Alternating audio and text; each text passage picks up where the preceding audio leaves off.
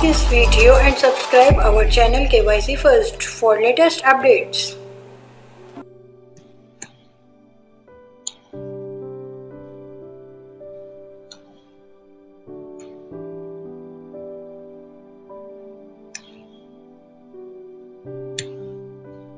Bismillahirrahmanirrahim.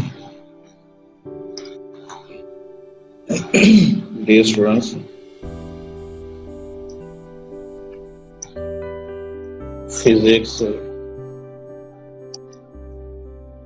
unit आपका third है, dynamics. और जो टॉपिक आज हमें डिस्कस करना है वो है सर्कुलर मोशन।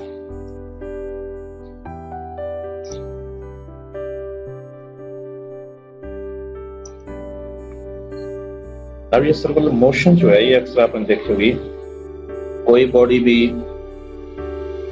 अगर सर्कल में रोटेट कर रही है तो हम उससे कहते हैं कि ये सर्कुलर मोशन। एग्जाम्पल बहुत सारी है, स्टोन को जो है उसको भी किया जा सकता है। बेस्ट एग्जाम्पल जो है आप यूं कह सकते हैं कि मून जो है वो अर्थ के इर्द गिर्द जो है वो सर्कुलर मोशन में चल रहा है। तो ये इसको देखने के लिए एग्जाम्पल आप यूं ले सकते हैं। सपोज करें कि आप स्टोन लें, एक स्ट्रिंग से उसको जो है वो वहां से टाई करो, स्ट्रिंग का दूसरा स्ट्रेच है वो अपने हाथ में रखें। अब इसको आप व्हील करें, अगर आप इसको व्हील करते हैं ये यूं रोटेट करेगा। तो ये मोशन जो आपके पास है इसको कहते हैं कि ये सर्कुलर मोशन। तो कोई भी बॉडी अगर किसी रेडियस के लिहाज से एक सेंटर के एक्सिस के इर्द गिर्द जो है वो रोटेट कर रही है, एक सर्कुलर पाथ पे रोटेट कर रही है, तो उसकी मोशन को हम कह देते हैं कि ये सर्कुलर मोशन है।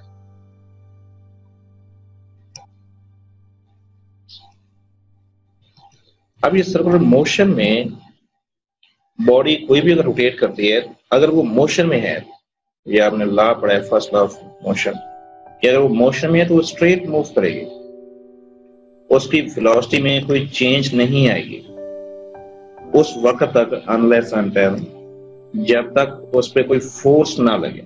अगर फोर्स लगती है फिर उसकी वेलोसिटी जो है वो चेंज हो जाएगी।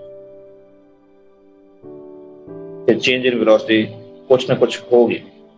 यहाँ पे हम देख रहे हैं कि हमारे पास बॉडी जो है वो एक सर्कुलर पाथ में चल रही है, तो एवरी मोमेंट उसकी डायरेक्शन वेलोसिटी है वो चेंज हो रही है।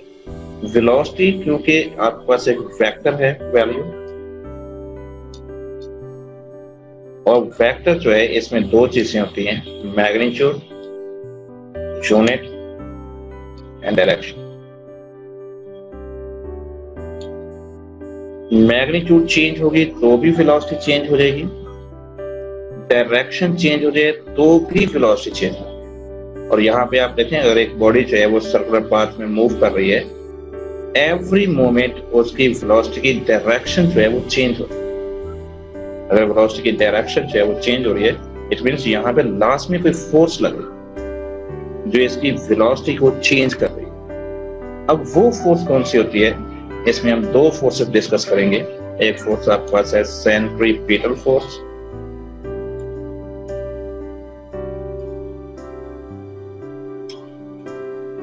पहले हम इसको डिस्कस कर लेते हैं, फिर हम दूसरी फोर्स डिस्कस करेंगे जो कि है सेंट्रीफ्यूगल फोर्स।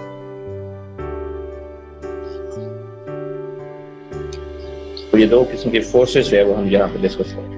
ये फोर्स तो लास्ट में लग रही है, लेकिन फोर्स है वो कौन सी है।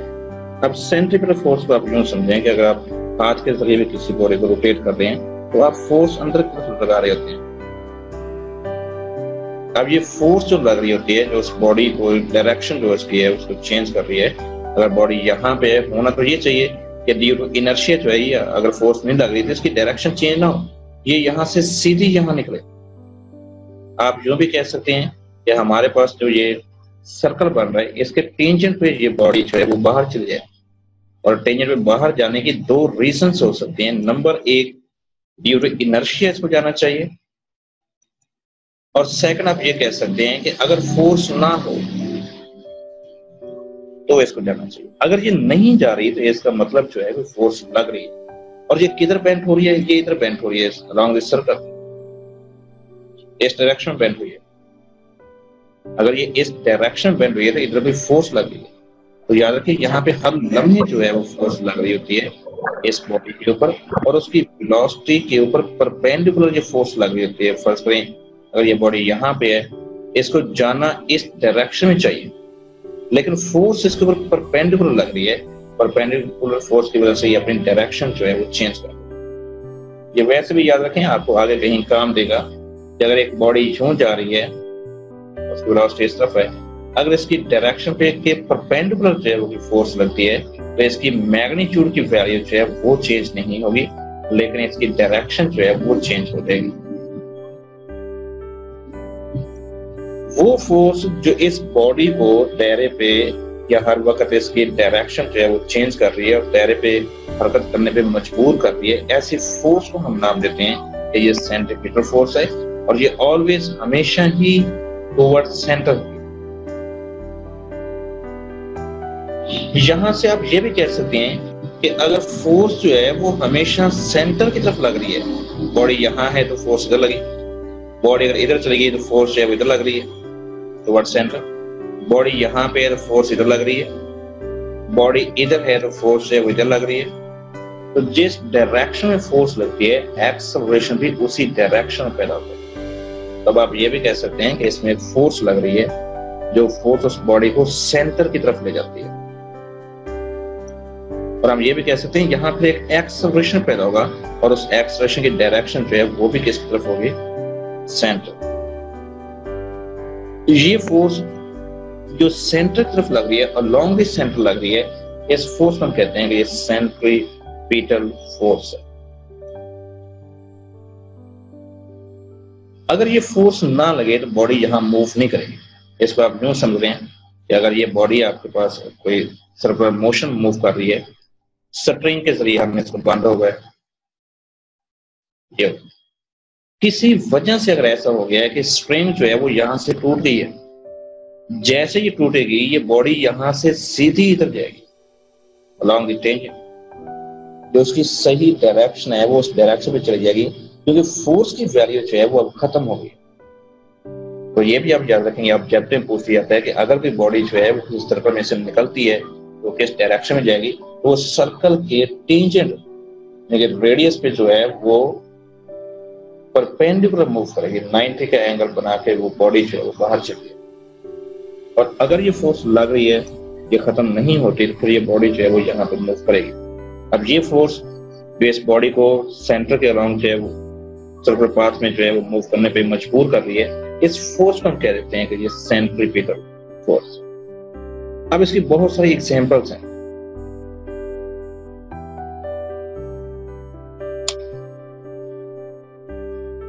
एक कॉमन एग्जांपल, स्टोन लेके आप उसको वेल करें, ये यहां मूव करता रहेगा। अगर किसी वजह से ये स्ट्रिंग यहां से टूट गई है और ये फर्स्ट में बॉडी यहां पहुंची है, तो बॉडी जो है वो यहां से बाहर चल गई 90 का। अब इस फोर्स की वैल्यू को हम कैलकुलेट करना चाहें कि ये फोर्स कितनी होती है, सेंट्रीपिटल फोर्स, तो इसको ये हम यूं सपोज करते हैं, फर्स्ट करें एक body along the circle move कर रही है, तो उसमें एक्सेलरेशन पैदा होगा क्योंकि फोर्स लग रही है। एक्सेलरेशन की वैल्यू जो है वो सब अभी याद रख लें, centripetal acceleration is equal to ये इसके वेलोसिटी के स्क्वायर और रेडियस इनवर्स न्यूटन का सेकंड लॉ अगर हम यूज करें तो हम यूं कह सकते हैं कि सेंट्रीपिटल फोर्स जो है, कोई भी फोर्स हो वो इक्वल होती है ma। अगर सेंट्रीपिटल फोर्स है तो इक्वल होगी m इनटू सेंट्रीपिटल एक्सेलरेशन। तो ये वैल्यू जो है वो अब यहाँ पुट कर दें, m और सेंट्रीपिटल एक्सेलरेशन जो है किसके इक्वल है, v square over r। Centripetal force is equal to m v square over r। यहां से आप कुछ रेजल्ट्स कैलकुलेट कर सकते हैं, वो ये सेंट्रीपिटल फोर्स और r जो है ये एक दूसरे के इनवर्सली प्रोपोर्शनल। अगर आप ऐसा करते हैं, उसी सेम बॉडी को वेल करना चाहते हैं लेकिन उसका रेडियस आप बड़ा रखना चाहते हैं, तो याद रखें आपको फोर्स की वैल्यू भी, फोर्स की वैल्यू चाहे वो आपके पास कम हो जाए, जल्दी वेल हो, रेडियस बड़ा है फोर्स कम हो। सेंट्रीफ्यूगल फोर्स जो है ये डायरेक्टली प्रोपोर्शनल है मास के। अगर उसका मास ज्यादा है तो आपको फोर्स भी ज्यादा लगानी पड़ेगी। Centrifugal force is directly proportional to velocity square. इसका मतलब ये है कि अगर आप ऐसा करते हैं कि वेलोसिटी उसकी डबल करना चाहते हैं, तो यहां वेलोसिटी का स्क्वायर है। अगर आप वेलोसिटी को डबल करना चाहते हैं, फोर्स की वैल्यू जो आपको यूज करनी पड़ेगी वो 4 टाइम्स यूज करनी पड़ेगी पहले की निस्बत। अगर आप उसकी वेलोसिटी पहले से डबल करना चाहते हैं तो फोर्स जो आप यूज करेंगे वो पहले से 4 टाइम्स ज्यादा यूज करेंगे, क्योंकि ये फोर्स जो है ये डायरेक्टली प्रोपोर्शनल तो है इस वेलोसिटी के, लेकिन वेलोसिटी के स्फीयर के डायरेक्टली प्रोपोर्शनल। सपोज करें कि अगर ये यूं होता है force is directly proportional to velocity, तो फिर ऐसा था कि ये मैं वैसे सपोज कर रहा हूं समझाने के लिए आपको कि अगर ऐसा होता तो इसका मतलब ये होता कि अगर आप वेलोसिटी को डबल करना चाहते हैं तो आप फोर्स को भी डबल करना। लेकिन हमारे पास ऐसा रिलेशन नहीं है। हमारे पास जो रिलेशन आ रहा है वो है force is directly proportional to square of the velocity. इसलिए अब अगर आप वेलोसिटी को डबल करना चाहते हैं, फोर्स की वैल्यू जो है वो आपको 4 टाइम्स ज्यादा करनी पड़ेगी। तो अब ये होती है सेंट्रीफ्यूगल फोर्स। अब सेंट्रीफ्यूगल फोर्स अगर लग रही है इस बॉडी पे, तो यहाँ पे आप यूं भी क्वेश्चन कर सकते हैं कि अगर ये फोर्स जो है वो टुवर्ड्स सेंटर लग रही है तो बॉडी सेंटर की तरफ आ जाए। जिस डायरेक्शन में फोर्स लग रही है बॉडी भी उधर चली है, लेकिन बॉडी यहां से यूं मूव कर रही है। इट मींस कोई और फोर्स भी लग रही है जो इस फोर्स को बैलेंस कर रही है। और हमने न्यूटन थर्ड लॉ पढ़ा था कि जो भी फोर्स होती है उसका एक रिएक्शन फोर्स होती है, और उस रिएक्शन फोर्स को हम कहते हैं कि वो उस बॉडी का रिएक्शन। वो फोर्स जिसके ऑपोजिट लगेगी, same in magnitude but opposite in direction जो फोर्स लगेगी, उस फोर्स का हम नाम दे देते हैं सेंट्रीफ्यूगल फोर्स।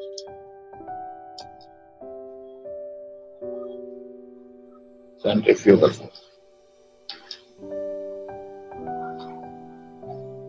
अब सेंट्रीफ्यूगल फोर्स की वैल्यू क्या होगी अगर आप लिखना चाहें तो वही फोर्स होगी। सेंट्रीफ्यूगल फोर्स मतलब मैं F से एप्सिलॉन करता हूं, A is equal to mv square over r। वही मैग्नीट्यूड लेकिन ऑपोजिट डायरेक्शन है तो आप यहां पे नेगेटिव साइन लगा देंगे।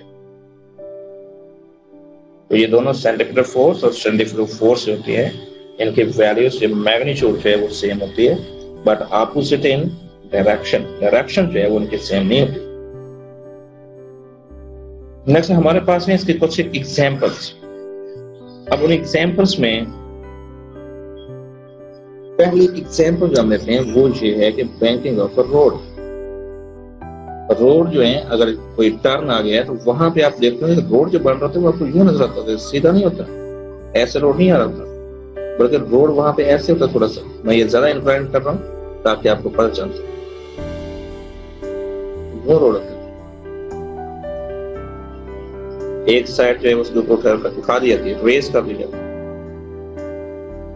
और रेस करने की वजह ये होती है कि बॉडी यहाँ पे मूव कर रही है तो उसको सेंट्रीपिटल फोर्स जो है वो प्रोवाइड करनी है। यहाँ पे अगर फर्स्ट कोई कार चल रही है, कोई बॉडी भी हमारे पास चल रही है,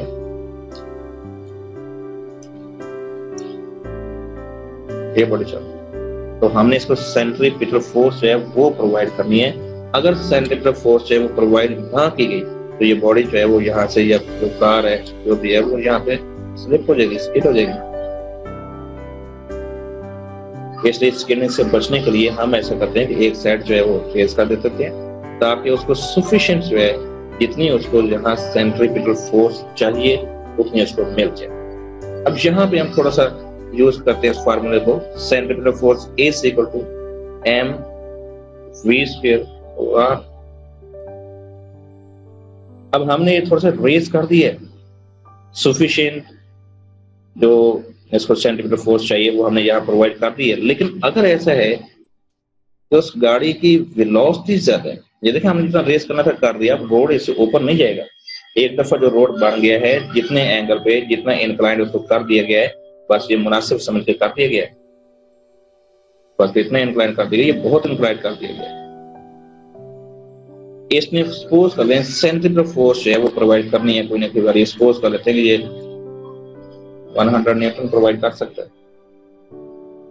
अगर बॉडी की वेलोसिटी ज्यादा हो गई तो सेंट्रीफ्यूगल फोर्स ज्यादा चाहिए।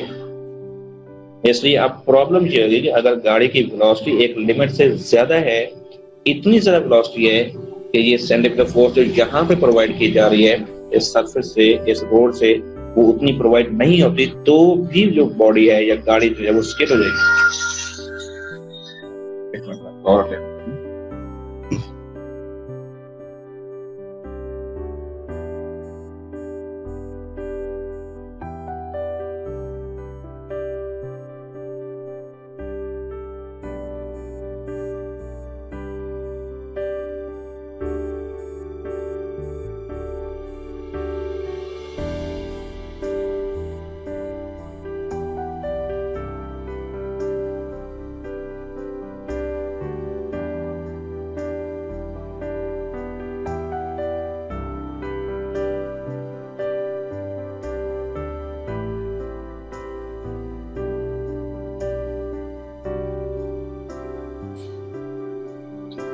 मतलब ये है कि जो एक सरफेस आपके पास बनाई जाती है, जो रोड आपके पास बनाया गया है,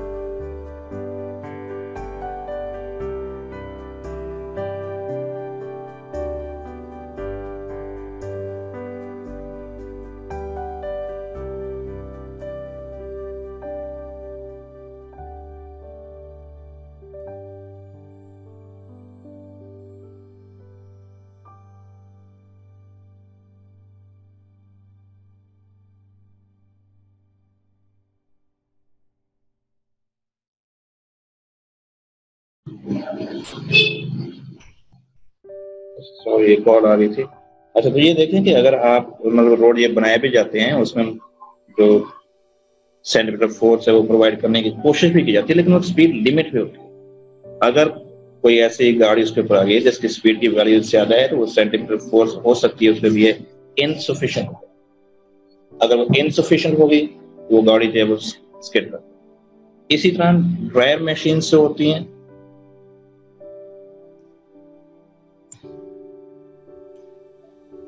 उसमें ये होता है कि बॉक्स यूज किया जाता है जिसमें बहुत छोटे छोटे सुराख होते हैं, परफोरेटेड हम इसे कहते हैं।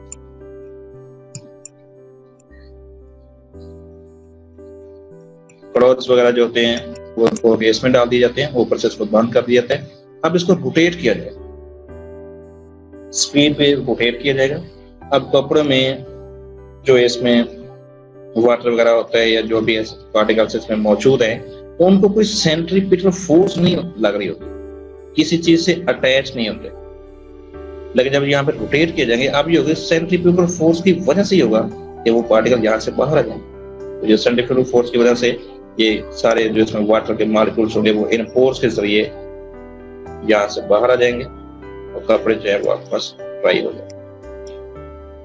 इस तरह स्किम्ड मिल्क जो बनाया जाता है कि मिल्क अगर है उसको एक बाउल में डाल दिया जाता है, फिर इसको रोटेट किया जाता है, हाई स्पीड पे रोटेट किया जाएगा। और जब हाई स्पीड पे रोटेट किया जाएगा तो उसमें ये होता है कि जो बड़े पार्टिकल्स होते हैं जिनके मास की वैल्यू जो है वो ज्यादा होती है वो पार्टिकल्स है वो दूर चले जाएंगे और जो छोटे पार्टिकल्स हैं वो करीब हो जाएंगे। तो फिर ये होता है कि ये बाउल अगर सपोज करें हैं ऊपर से हम इसको देख रहे हैं तो जो हैवी पार्टिकल्स हैं वो इधर आ जाएंगे, साइड पे रहेंगे, और जो लाइटर पार्टिकल्स हैं वो अंदर रह जाएंगे। अब ये फैट वगैरह जो होती है मिल्क में ये लाइटर होती है, ये दरमियान में इकट्ठी हो जाएगी और जो बाकी है वो यहाँ पे इकट्ठी हो जाएगी। तो फिर यहाँ पे हमने ट्रेन्स लगाया तेल को बाहर निकालने के लिए, इसको ओपन करेंगे तो मिल्क वगैरह जो है बाकी यहाँ पे आ जाएगा विदाउट फैट। फैट के बगैर जो मिल्क होता है उसको हम कहते हैं स्किम। और फैट को जो है वो यहाँ से इकट्ठा कर लिया जाएगा। तो यहाँ पे भी हमारे पास सेंट्रीपिटल और सेंट्रीफ्यूगल फोर्सेस में उनके जरिए हम इनको अलग करते हैं। अब आप देखें आप इनके जरिए ऐसा भी कर सकते हैं कि जो सब्सटेंसेस हैं अगर आपके पास मिक्सचर है आप उनको भी अलग कर सकते हैं। अब इसको हम नाम देते हैं कि ये क्रीम सेपरेट, कि क्रीम जो है वो आप अलग कर सकते हैं, फैट जो होती है मिल्क में आप उसको जो है वो अलग कर सकते हैं। इसी तरह सेल के जो पार्टिकल्स होते हैं मसलन जो बहुत छोटे छोटे पार्टिकल्स हैं, बहुत माइक्रो लेवल पे अगर हम काम करना चाहें तो उसमें जो सेंट्रियोल्स होते हैं, जो प्लास्टर्स होते हैं, न्यूक्लियस होते हैं, इन पार्टिकल्स को भी अलग कर दिया जाता है इसी मोशन की वजह से। तो जो हैवी पार्टिकल्स हैं उनकी पोजीशन और बनेगी, जो उनसे लाइटर पार्टिकल्स हैं उनकी पोजीशन और बनेगी, तो उन पार्टिकल्स को भी अलग कर लिया जाता है। बाज़ इस प्रोसेस से कुछ पार्टिकल्स की डिस्कवरी भी हुई है। और देखा जाए तो ये कॉन्सेप्ट जो है वेरी सिंपल कॉन्सेप्ट है कि सेंट्रीपिटल फोर्स और सेंट्रीफ्यूगल फोर्स की वजह से हमने पार्टिकल्स भी डिस्कवर किए हुए, राइबोसोम्स इस तरह डिस्कवर। ये आपके लास्ट टॉपिक्स थे इस चैप्टर के। ये चैप्टर आपका जो है वो कंप्लीट हो गया। कल इंशाल्लाह आपको बताते हैं, आपको कोई टेस्ट भी लेते हैं